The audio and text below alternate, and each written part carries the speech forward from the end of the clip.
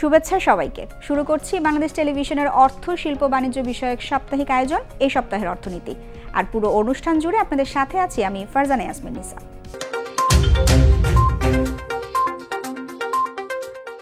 দর্শক, মূল অনুষ্ঠানে যাওয়ার আগে দেখে নেব কি থাকছে আমাদের আজকের পর্বে। বাংলাদেশ ও ভুটানের মধ্যে অগ্রাধিকারমূলক বাণিজ্য চুক্তি স্বাক্ষর। ভুটানের বাজারে ১০০ পণ্যের শুল্কমুক্ত সুবিধা পাবে বাংলাদেশ। এক মাসের ব্যবধানে আবারও ইতিবাচক ধারায় ফিরেছে পণ্য রপ্তানি। গত মাসে $৩০৮ কোটি পণ্য রপ্তানি। করোনাকালীন অর্থনীতির বিরূপ প্রভাব মোকাবেলা করে উচ্চ প্রবৃদ্ধির ধারায় ফিরতে শুরু করেছে দেশের অর্থনীতি, অভিমত বিশেষজ্ঞদের। এবং থাকছে পুঁজিবাজারের বিশ্লেষণ সহ অর্থনীতির নানা খোঁজখবর। দ্বিপাক্ষিক অগ্রাধিকারমূলক বাণিজ্য চুক্তি পিটিএ সই করেছে বাংলাদেশ ও ভুটান। বিশ্বের কোনো দেশের সঙ্গে বাংলাদেশের প্রথম পিটিএ চুক্তি এটি। পিটিএ হওয়ায় ভুটানের বাজারে বাংলাদেশ মোট ১০০টি পণ্য এবং ভুটান বাংলাদেশের ৩৪টি পণ্যের শুল্কমুক্ত বাজার সুবিধা পাবে। পরবর্তী সময়ে আলোচনার মাধ্যমে আরও পণ্য সংযুক্ত করা যাবে তালিকায়। প্রতিবেশীর সঙ্গে দ্বিপাক্ষিক বাণিজ্য সম্প্রসারণে বাংলাদেশ এবং ভুটান দুদেশের মধ্যে অগ্রাধিকারমূলক বাণিজ্য চুক্তি পিটিএ স্বাক্ষর করেছে, যেটি কোনো দেশের সাথে বাংলাদেশের পক্ষে প্রথম আনুষ্ঠানিক পিটিএ। গত রোববার দুদেশের মধ্যে এই ঐতিহাসিক চুক্তি স্বাক্ষর অনুষ্ঠিত হয়। বাংলাদেশের প্রধানমন্ত্রী শেখ হাসিনা গণভবন থেকে এবং ভুটানের প্রধানমন্ত্রী ডক্টর লোটে শেরিং ভিডিও কনফারেন্সের মাধ্যমে ভার্চুয়ালি অনুষ্ঠানে উপস্থিত ছিলেন। বাংলাদেশের পক্ষে বাণিজ্যমন্ত্রী টিপু মুন্সি এবং ভুটানের পক্ষে দেশটির economic affairs minister Loknath Sharma নিজ নিজ দেশের পক্ষে চুক্তি স্বাক্ষর করেন। ১৯৭১ সালের মহান মুক্তিযুদ্ধের সময় চূড়ান্ত বিজয় আসার আগেই ৬ ডিসেম্বর বাংলাদেশকে স্বাধীন ও সার্বভৌম রাষ্ট্র হিসেবে স্বীকৃতি দেয় ভুটান। তারিখটির কথা স্মরণ করে দ্বিপাক্ষিক সম্পর্কের ৫০ বছর পূর্তির এই একই দিনে উভয় দেশ পিটিএ সই করে। প্রধানমন্ত্রী শেখ হাসিনা এবং ভুটানের প্রধানমন্ত্রী লোটে শেরিং পিটিএ চুক্তি স্বাক্ষরের ঘটনাকে দ্বিপাক্ষিক সম্পর্কের ক্ষেত্রে একটি মাইলফলক আখ্যায়িত করে উভয় দেশের জনগণকে অভিনন্দন জানান।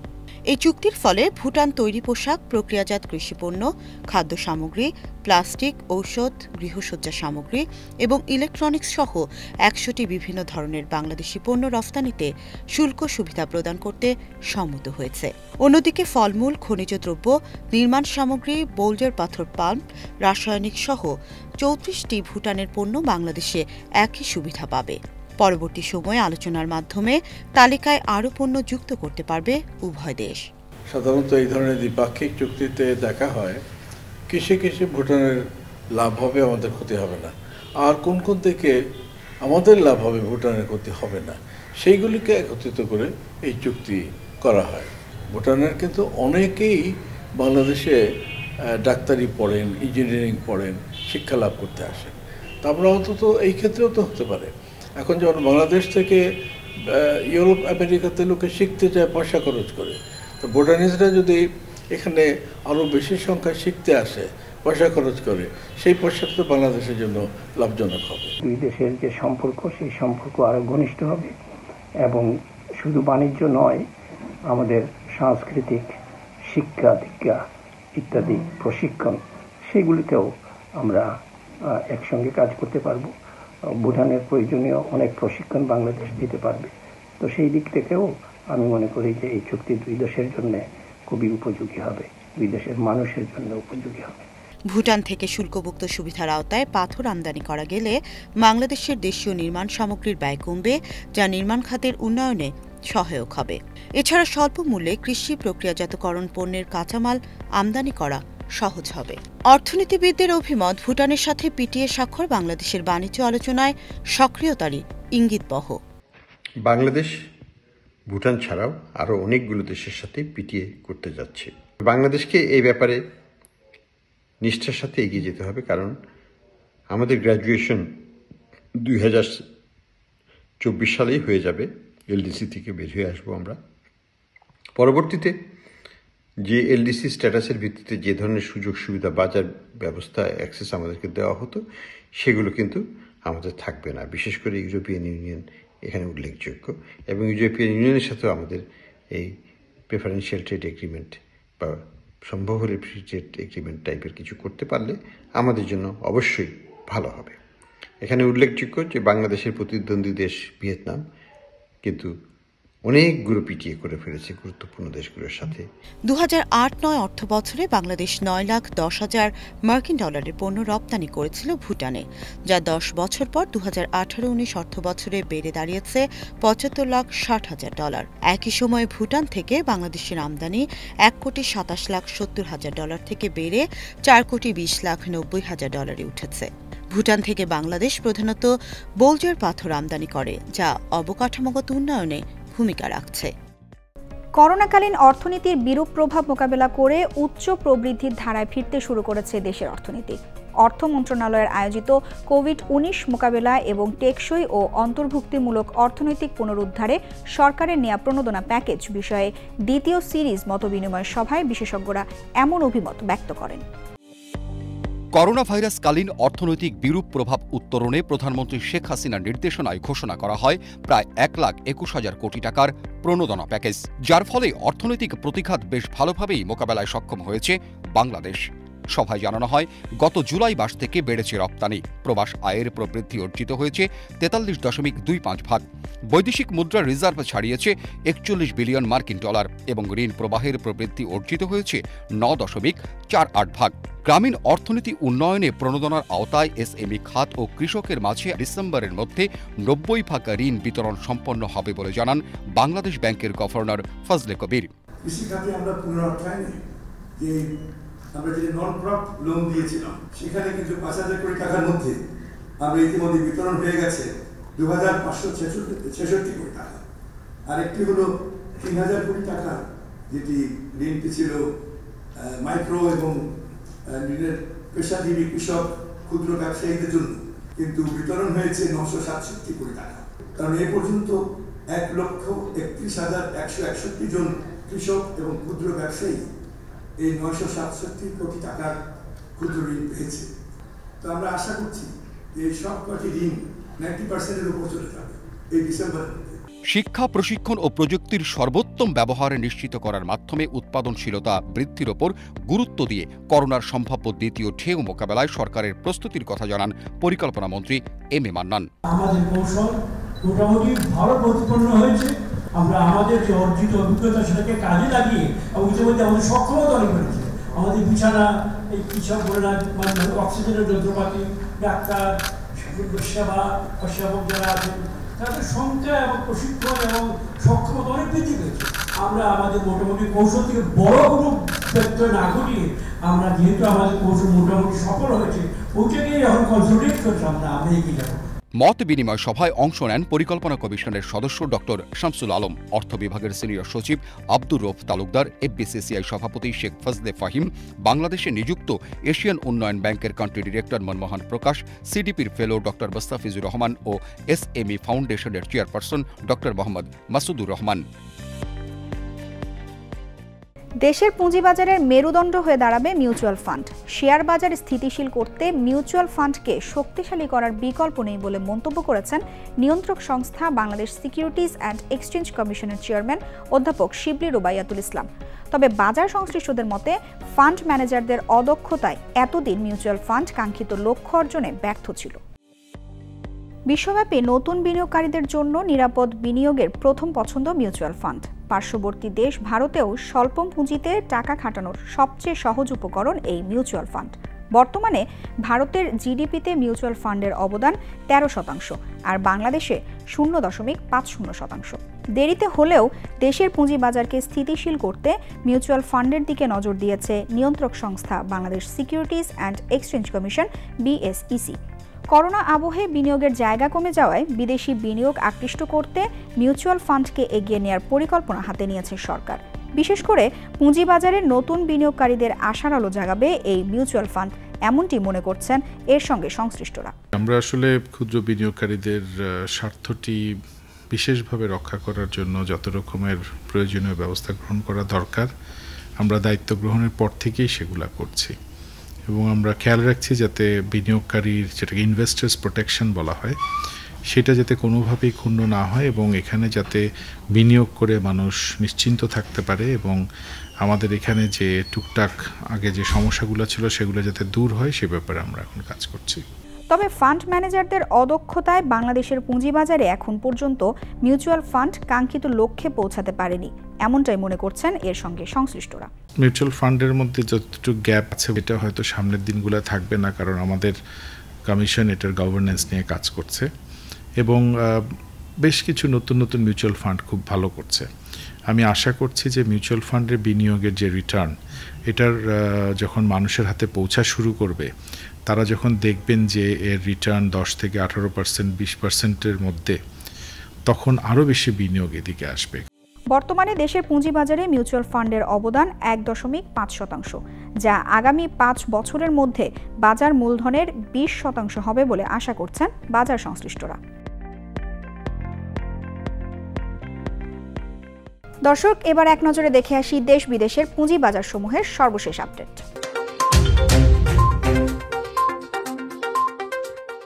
শুরুতেই ঢাকা স্টক এক্সচেঞ্জের দিকে তাকালে দেখা যায় ওভারঅল সূচকটি সাইডওয়েজ থাকলেও মাইনর ডাউন ট্রেন্ড ক্রস করে সুন্দর একটি ঊর্ধ্বমুখী প্রবণতায় দেখা যাচ্ছে ডিএসইএক্স সূচকটি। গত সপ্তাহে সূচকটির সর্বোচ্চ ৪,৯১৮ পয়েন্ট এবং সর্বনিম্ন ৪,৭৭৯ পয়েন্ট স্পর্শ করে। এ পর্যায়ে দেখে নেওয়া যাক চট্টগ্রাম স্টক এক্সচেঞ্জের এই সপ্তাহের অবস্থা। ডিএসইএক্স সূচকের মতোই অনেকটা একই দৃশ্য দেখা যাচ্ছে সিএসির সূচকটিতে। সাইডওয়েজের মধ্যে একটি মাইনর ডাউন ট্রেন্ডকে ক্রস করে এই সূচকটিও ঊর্ধ্বমুখী প্রবণতায় আছে। গত সপ্তাহে সূচকটির সর্বোচ্চ ১৪,২২৮ এবং সর্বনিম্ন ১,৬৯৬ পয়েন্ট স্পর্শ করে। এবারে নজর দেওয়া যাক দেশের বাইরে গুরুত্বপূর্ণ কয়েকটি পুঁজিবাজারের দিকে। প্রথমে দেখে নিচ্ছি new York stock exchange composite index. সূচকটি অনেকদিন সাইডওয়েজ চললেও গত ২ সপ্তাহ ধরে ভালো ঊর্ধ্বমুখী প্রবণতায় দেখা যাচ্ছে। গত সপ্তাহে সূচকটির সর্বোচ্চ ১৪,২৭১ এবং সর্বনিম্ন ১৩,৭০০ পয়েন্ট স্পর্শ করে। দর্শক, এবারে দেখে নেওয়া যাক চীনের প্রধান পুঁজিবাজার সাংহাই কম্পোজ ইন্ডেক্স। সূচকটি বেশ কিছুদিন ধরে সাইডওয়েজ চলছে এবং গত সপ্তাহে চলমান ট্রেন্ড ভাঙার চেষ্টা করেও আবারও নিম্নমুখী প্রবণতায় দেখা যাচ্ছে। গত সপ্তাহে সূচকটি ৩,৪৬৪ পয়েন্ট এবং সর্বনিম্ন ৩,৩৪৬ পয়েন্ট স্পর্শ করে। সবশেষে দেখে নেওয়া যাক ভারতের প্রধান পুঁজিবাজার বোম্বে সেন্সেক্স ৩০ ইন্ডেক্সটি। সূচকটি বেশ কয়েক সপ্তাহের সাইডওয়েজ প্রবণতাকে কাটিয়ে বর্তমানে ঊর্ধ্বমুখী প্রবণতায় চলছে। গত সপ্তাহে সর্বোচ্চ ৪৪,৮৮৮ এবং সর্বনিম্ন ৪৩,৬৪২ পয়েন্ট স্পর্শ করে। দর্শক, এবার দেখে আসি এ সপ্তাহের বৈদেশিক মুদ্রার বিনিময় হার।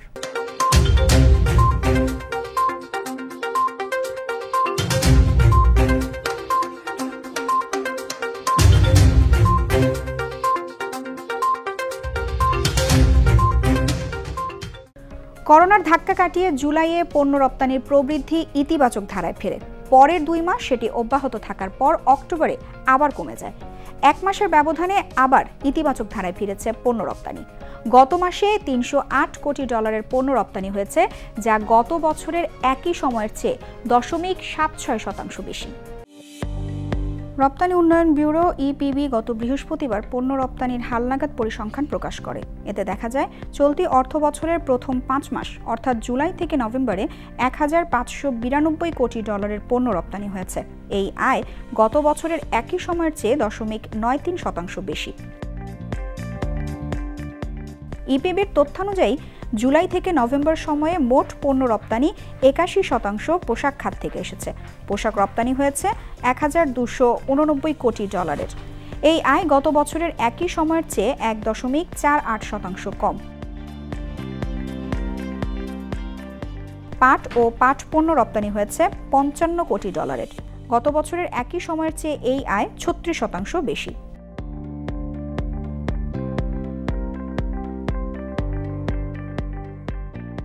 তবে চামড়া ও চামড়া পণ্য রপ্তানিতে নেতিবাচক ধারা থেকে বের হতে পারেনি বাংলাদেশ। চলতি অর্থ বছরের প্রথম ৫ মাসে $৩৫ কোটি চামড়া ও চামড়া পণ্য রপ্তানি হয়েছে। এই আয় গত বছরের একই সময়ের চেয়ে ৮.৩২% কম।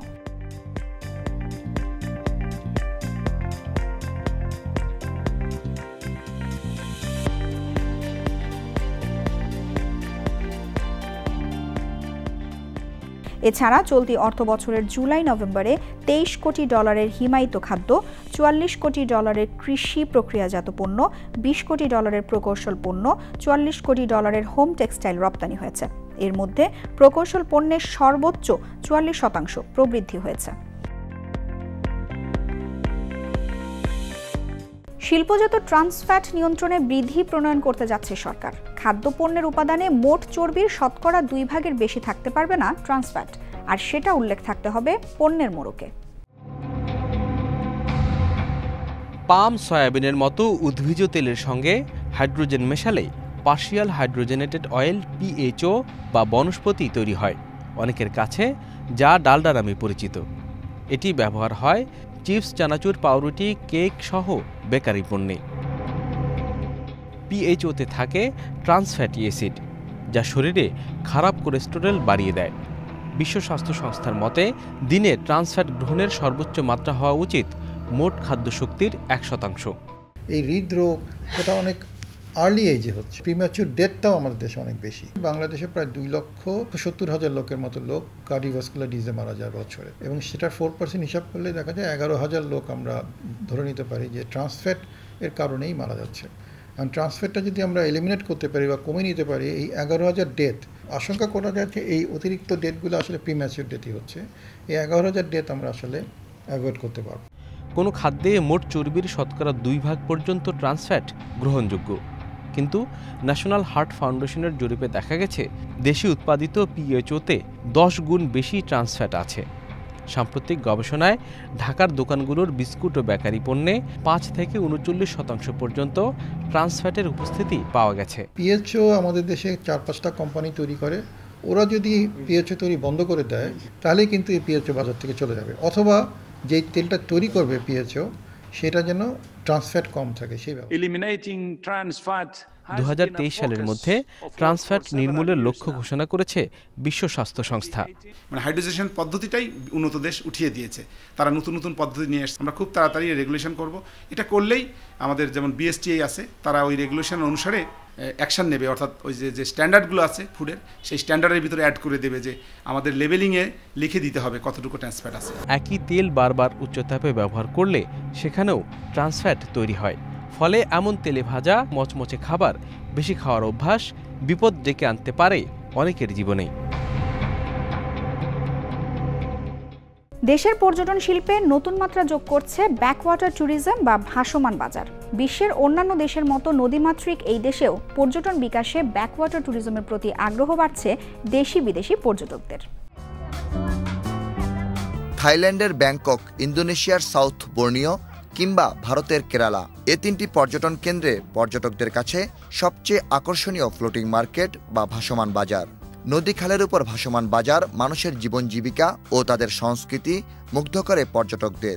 দেশের দক্ষিণাঞ্চলে নদীবেষ্টিত জেলা বরিশাল, পিরোজপুর, ঝালকাঠির বিভিন্ন খালে শত বছরের ঐতিহ্য নিয়ে আজও দৃশ্যমান অসংখ্য ভাসমান বাজার। কিছু সুযোগ সুবিধা নিশ্চিত করা গেলে এই ভাসমান বাজারগুলো হতে পারে দেশের অন্যতম পর্যটন কেন্দ্র।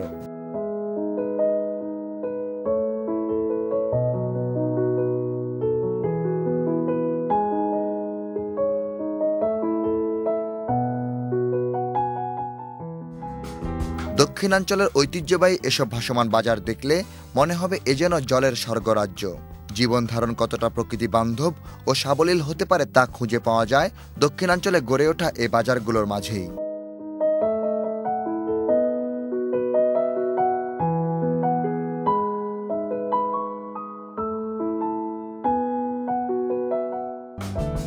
বিশ্বব্যাপী ক্রমশ জনপ্রিয় হয়ে ওঠা রিভারাইন অ্যাগ্রোবেসড কমিউনিটি ট্যুরিজমে বাংলাদেশ হতে পারে সবচেয়ে বড় বাজার, এমনটি মনে করছেন পর্যটন শিল্প সংশ্লিষ্টরা।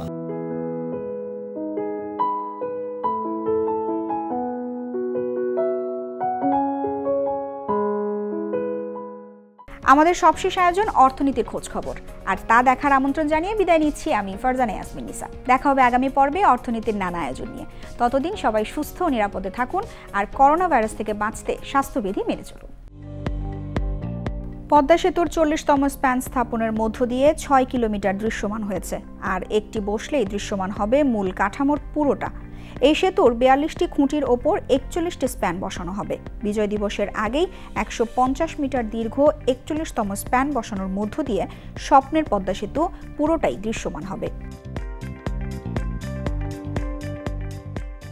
30,000 কোটি টাকা ব্যয়ে নির্মাণাধীন পদ্মা সেতুর ওপর দিয়ে একই সঙ্গে ট্রেনও চলবে। প্রধানমন্ত্রী শেখ হাসিনার সাহসিকতায় নিজস্ব অর্থায়নে 2014 সালের ডিসেম্বরে পদ্মা সেতু নির্মাণ কাজ শুরু হয়।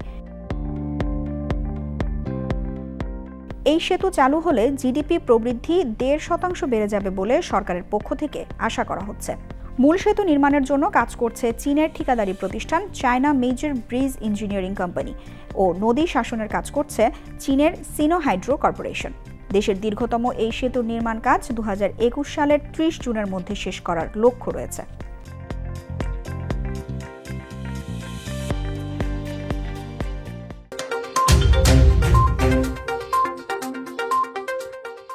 বিশ্ববাজারে সোনার দর নিম্নমুখী প্রবণতা অব্যাহত থাকায় দেশের বাজারে মূল্যবান এই ধাতুর দাম আবারও কমানোর সিদ্ধান্ত নিয়েছে বাংলাদেশ জুয়েলার্স সমিতি।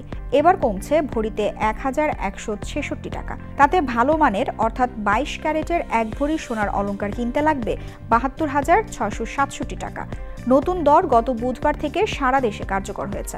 সর্বশেষ গত 25 নভেম্বর সোনার দাম ভরিতে 2507 টাকা কমিয়েছিল সমিতি। সব মিলিয়ে এক সপ্তাহের ব্যবধানে সোনার দাম ভরিতে কমল 3673 টাকা। সোনার নতুন দর কার্যকর হওয়ায় 22 ক্যারেটের 1 ভরি সোনার অলংকার কিনতে লাগছে 72,667 টাকা।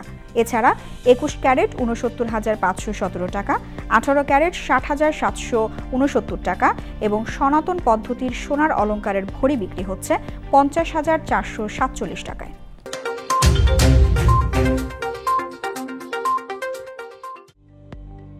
আগের মাসের তুলনায় সামান্য কম হলেও প্রবৃদ্ধির দিক থেকে রেকর্ড করেই চলছে প্রবাসী আয়।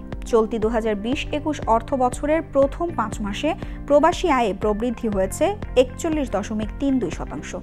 আরেকটি রেকর্ড হচ্ছে এই মাসে মোট প্রবাসী আয় $10 বিলিয়ন বা 1000 কোটি ডলার ছাড়িয়ে গেছে। এই 5 মাসে আসা মোট প্রবাসী আয় হচ্ছে 1090,43,80,000।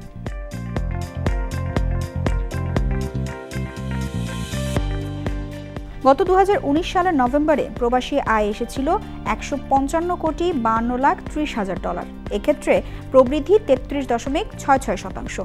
আর 2019-20 অর্থ বছরের প্রথম 5 মাসে এসেছিল $771,62,50,000। প্রবাসী আয় বৃদ্ধির পেছনে সরকারের 2% প্রণোদনারও বড় ভূমিকা রয়েছে। সব মিলিয়ে করোনার এই সময়ে রেকর্ড পরিমাণ প্রবাসী আয় অর্থনীতিকে স্বস্তি দিচ্ছে।